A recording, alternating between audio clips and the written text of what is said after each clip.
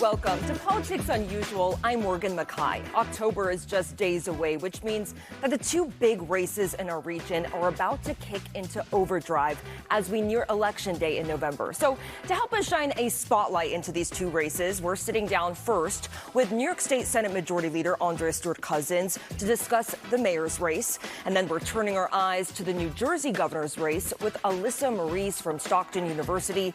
And finally, we're getting reaction from residents on a recent bill proposal.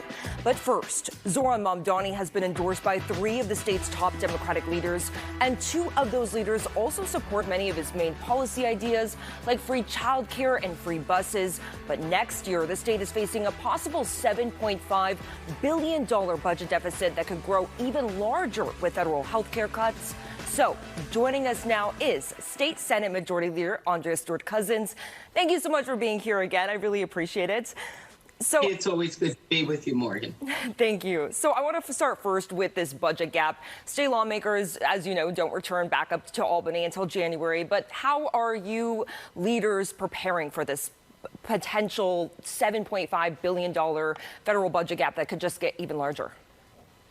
Well, we are obviously always focused on trying to make things affordable for New Yorkers. We are absolutely laser focused on what's happening on the federal government because, as you know, the budget that we're talking about will be driven by the lack of action or the terrible actions that are happening from our federal government. So obviously, we are once again looking at how are we going to fund the nation with a federal government shutdown looming. I hate to say this, but I will say it again. There are a handful of lawmakers here in New York, in Congress, that could say no to so many of the proposals and so many of the things that are about to happen.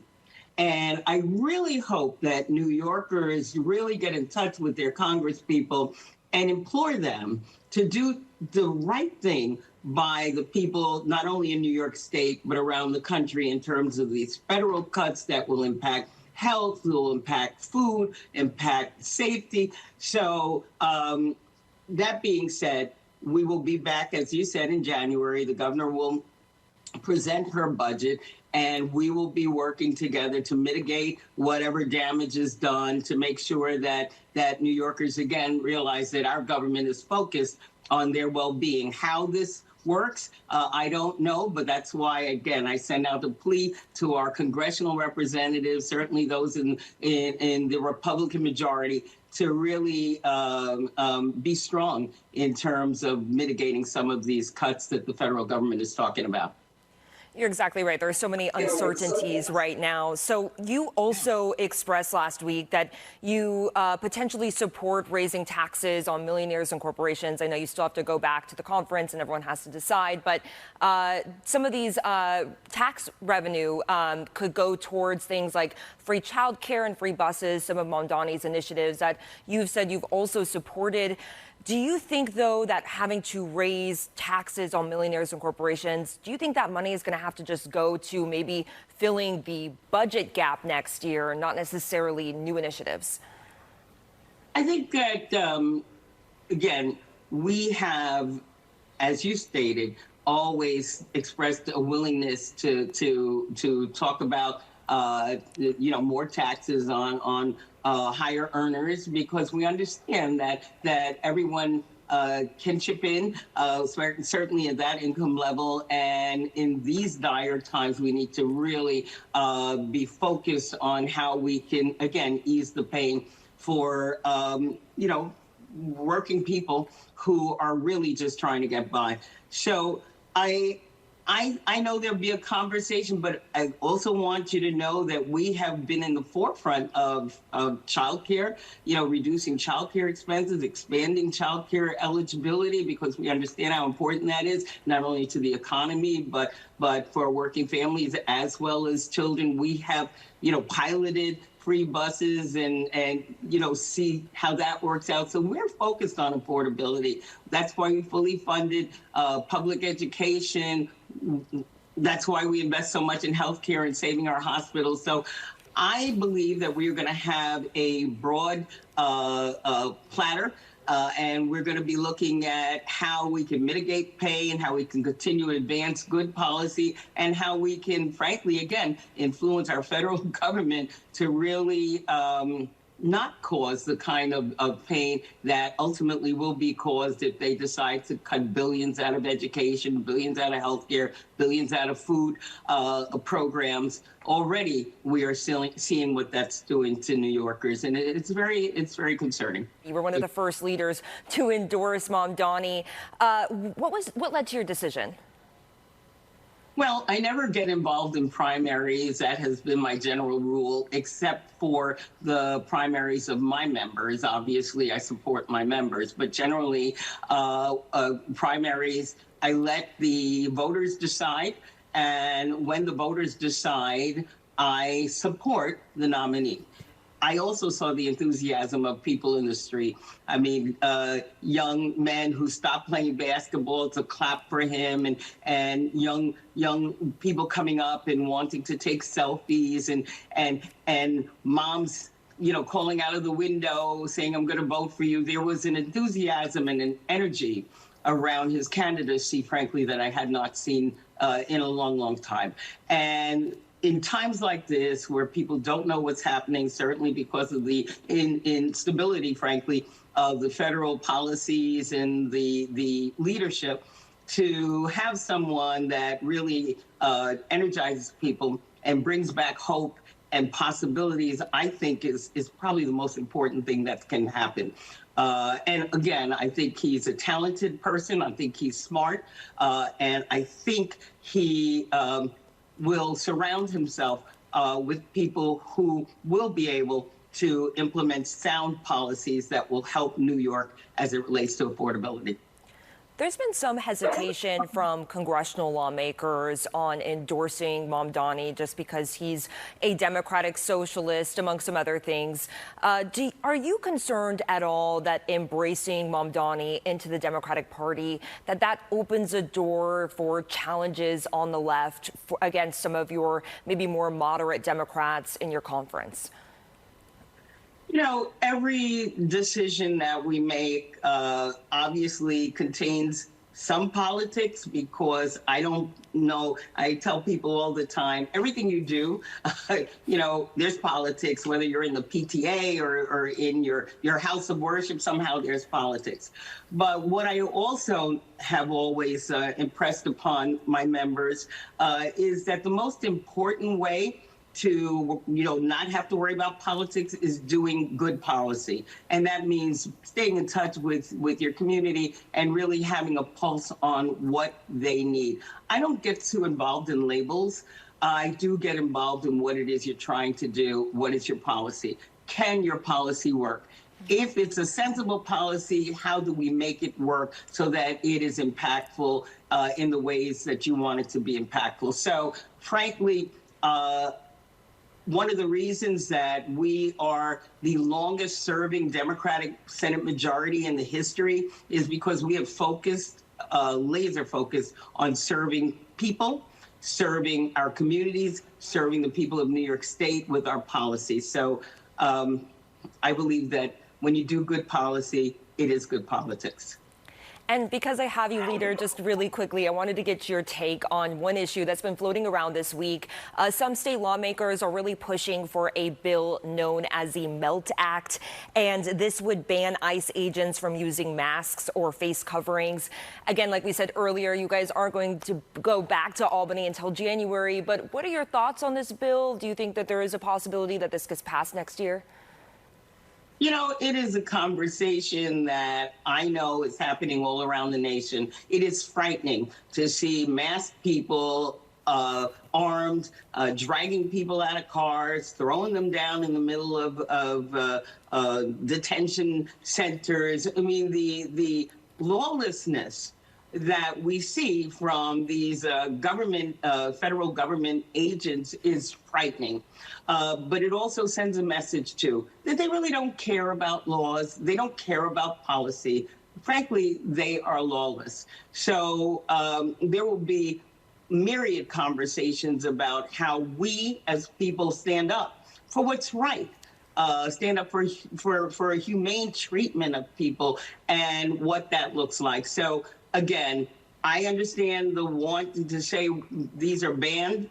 I think California just did that, and the federal government has told them that they should disregard that law because it does not count as far as they are concerned. So again, as far as I'm concerned, we're dealing with a lawless situation here, and we have to figure out a way to stand up as human beings for what is right. Well, Majority Leader, I cannot thank you enough for coming on. And I know you guys are going to have a very busy year next year, and I'm excited to have you back on to talk about the legislative session next year. Thank you so much for being here. I appreciate it. Thank you.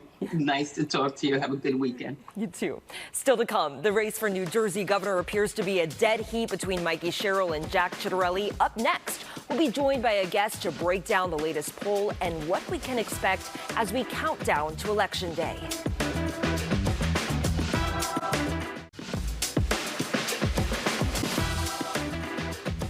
Welcome back to Politics Unusual. The latest poll in the New Jersey governor's race has Democratic candidate Mikey Sherrill and Republican candidate Jack Ciattarelli locked in a virtual tie.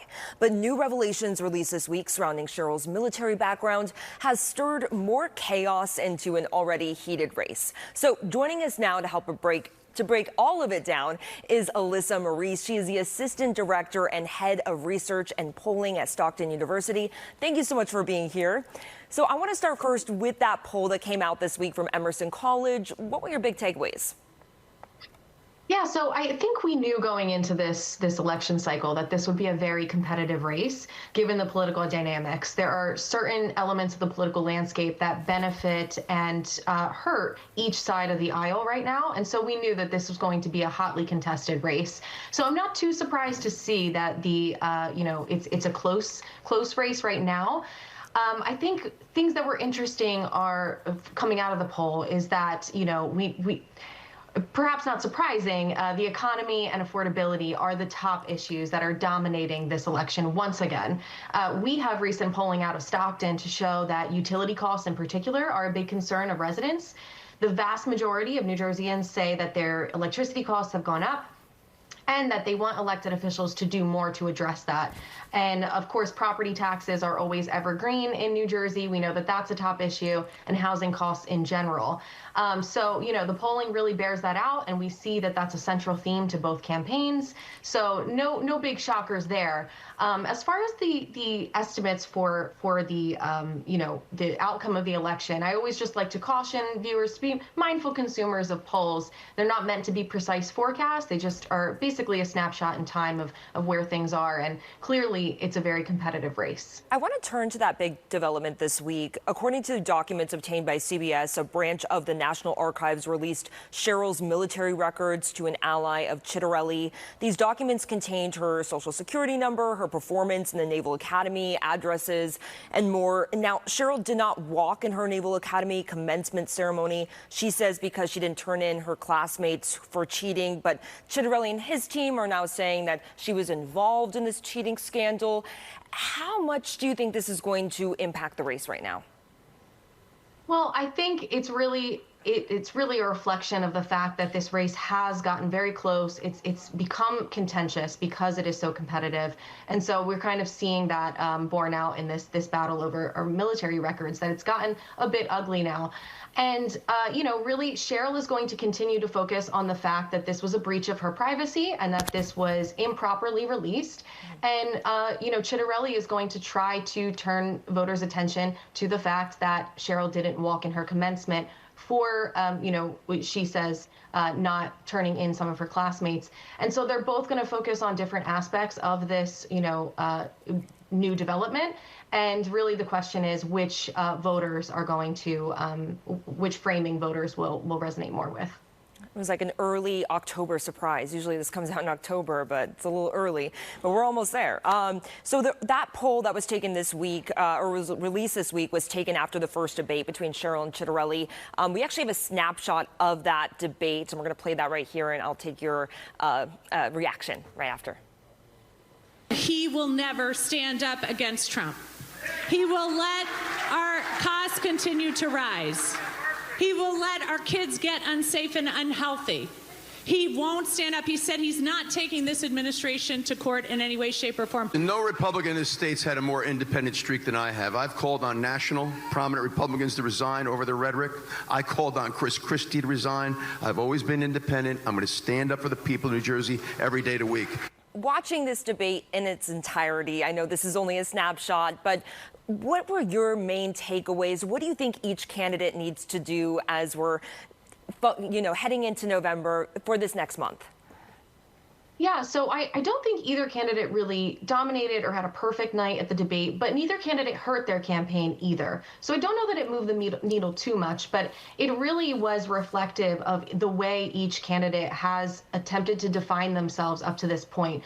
You know, Cheryl has really emphasized her experience as a Navy pilot, and the values associated with that military service. She talked a lot about her role as a mother. She really tied that into her debate answers with regard to policies that impact children, like privacy online and mental health. And that's something that really resonates with women, who she tends to do well with, according to the polling. And she also defines herself in opposition to Trump. We know that Trump is not popular in New Jersey, and she has presented herself as the candidate who will push back, and highlighted Chitterelli as someone who is aligned closely with Trump and really emphasizes those ties.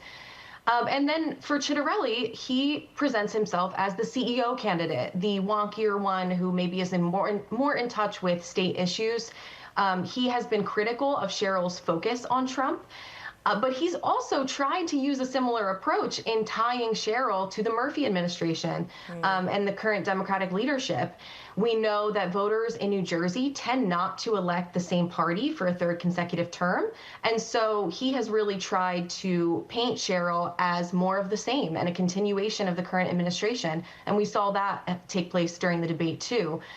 So he's hoping that Murphy will be a similar drag on her candidacy as Trump will potentially be for his candidacy, and that those effects will perhaps even out and even the playing field a bit. Well, Alyssa, I know you're going to be keeping your eye on all of this, so we're definitely going to have you back as the weeks continue before this November election. Thank you so much. Thanks so much for having me. Up next, we're taking the pulse of the people, including reaction from New Yorkers over whether they support a ban on horse carriages in Central Park. In the race for New York City mayor, most of the candidates can't agree on much, but they do all support banning horse-drawn carriages in Central Park. Critics say the carriages are inhumane to horses and pose safety issues for cab drivers and bystanders, but supporters say the horses are treated humanely, and banning carriages would threaten the livelihood of these carriage drivers. We asked New Yorkers what they think. I don't think horses should be in New York City, like walking around Central Park, so I'd be totally fine with that. No, I don't. I think they're beautiful. I think there's a way for, sort of pedestrians, bikers, and horse carriages to be on the road together. So, no, I'd hate to see them go. I feel bad for the horses, and it's bad for the city. They smell. They don't live a good life, so let them go out the pasture. I like the horses being in Central Park. I mean, as long as they're being taken care of and it's tracked that they're being taken care of, I don't see an issue with it. I think it's a wonderful part. And we'll continue to check in with people across our area and get their thoughts on political topics that are impacting their communities. Next up, we're going to test your knowledge of the tri-state region, so stay with us as we take a look at some political history.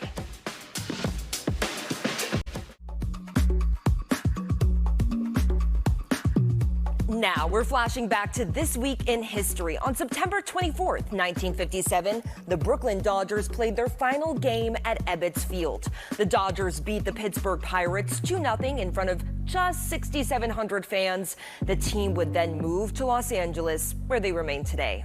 Finally, tonight, we're testing your knowledge. Last week, we asked you, what was the first pizzeria to open in the United States? The answer, Lombardi's. 2 of you guys got it right, so thank you so much for sending in your answers. The restaurant opened in 1905 and was founded by Gennaro Lombardi, an Italian immigrant from Naples. He started by selling slices of his coal oven-baked pizzas to local workers in Little Italy. Now to this week's question. What were the New York Public Library's lions, patience and fortitude, once nicknamed? Now, don't Google the answer, but if you want to take a shot at it, go ahead and scan that code on your screen. That's going to take you to our website, fox5ny.com. Then check back here next week to see if you're right. That does it for this episode of Politics Unusual. Thank you so much for joining us. I'm Morgan McKay. Remember, you can stream Battlegrounds NYC, the fight for your vote, live on the Fox Local app right now or anytime on demand. Have a safe night. Extras up next.